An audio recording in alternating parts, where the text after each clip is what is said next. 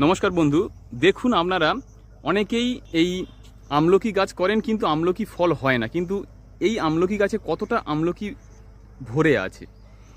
এই গাছের বিশেষত্ব হলো এই গাছে প্রচণ্ড পরিমাণে এবং ছোট গাছটাকে দেখাচ্ছি, ছোট গাছেই আমলকি হয়। এটা সম্পর্কে একটু বলুন, মানে কি ভ্যারাইটি আছে এবং অ্যাকচুয়ালি আমলকি আলাদা কোনো আমরা ভ্যারাইটিস বলে আনিনি বা আচ্ছা। লোককে বলবো যে এইটা এই এনেছি সেটা থাই এনেছি এরকম ব্যাপারটা নয়। হুম হুম এটা কমন ভ্যারাইটিস, শুধু একটু এজ হয়েছে এবং আমরা যত্ন নিয়ে একটু করেছি। আচ্ছা। এবং এর আগে বেশ কিছু গাছ ছিল, বেড়ে গেছে, তোমরা তো একটু দেরি করেই এলে। হুম হুম হুম আর আমাদের এখানে যেটা আছে আমরা চেষ্টা করি অথেন্টিক আনার, অথেন্টিক। একদম অথেন্টিক, যেন গ্রাফটেডটা ঠিক থাকে। এই গ্রাফটটা অনেক সময় চলে যায়, আচ্ছা আচ্ছা। গ্রাফটটা নষ্ট হয়ে গেলে তখন ওই তখন নিচের এলা থেকে বেরিয়ে বেরিয়ে যায়। ফল আসতে দেরি হবে। আচ্ছা আচ্ছা। হ্যাঁ, আর এগুলো মোটামুটি আমাদের এখানে তো প্রত্যেক বছরই প্রত্যেক বছর কম বেশি ফল হয়। হ্যাঁ, আচ্ছা, কিছুই এর নয়, এটা স্পেশালিস্ট কিছু জাত নয়, আমাদের দেশি জাত আমলকি। আচ্ছা প্রচুর ভিটামিন সি ভরপুর, অ্যাসকর্বিক অ্যাসিড। আচ্ছা, এর পরিচর্যা কি বিশেষ কিছু আছে? কিছু নয়, এমনি নরমাল গাছের মতো? নর্মাল পরিচর্যা করবেন, খুব বেশি পরিচর্যা করলে কিন্তু গাছের ক্ষতি হবে। আচ্ছা আচ্ছা। এইবার ফল যখন আসে তখন একটু একটু আইডিয়া করে নিতে হয়। হুম হুম। হ্যাঁ, মানে কি চায় গাছ।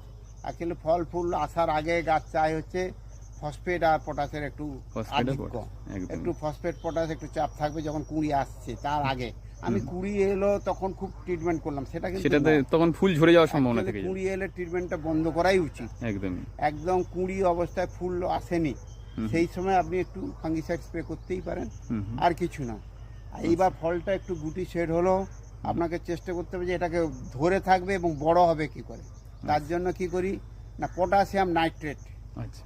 পটাশ লাগবে আর নাইট্রোজেন লাগবে। পটাশিয়াম নাইট্রেট আমরা বাজারে কমনভাবে পেয়ে যাই 13-0-45, আগে যেটা খুব দুর্লভ ছিল, এখন হাতের কাছে সবার এসে গেছে। 13-0-45 দেন ফল গাছে। এইবার দেখো শুধু 13-0-45, এবার মাঝে মাঝে অন্যান্য নিউট্রিয়েন্ট দিয়ে একটা কম্বাইন্ড সার করুন, মাঝে মাঝে দেবেন। আর গরমকাল বাদে সরষের খোলটা তো কমন। সর্ষে ফুল, হ্যাঁ। হ্যাঁ, সরষের খোলকে এনরিস্ট করার জন্য একটু সুপার একটু ফসফেট দিয়ে দেবেন। আচ্ছা, একদম। আচ্ছা, এই রকম গাছ পেতে গেলে আপনাদের কোথায় আসতে হবে জেনে নিন। এটা অ্যাকচুয়ালি চয়নিকা নার্সারি, কাকদ্বীপ, অর্ধেন্দু, কাকদ্বীপ, দক্ষিণ 24 থেকে বলছি।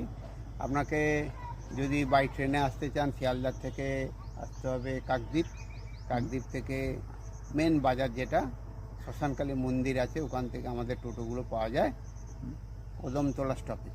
ওখানে আসুন, এসে যোগাযোগ করবেন।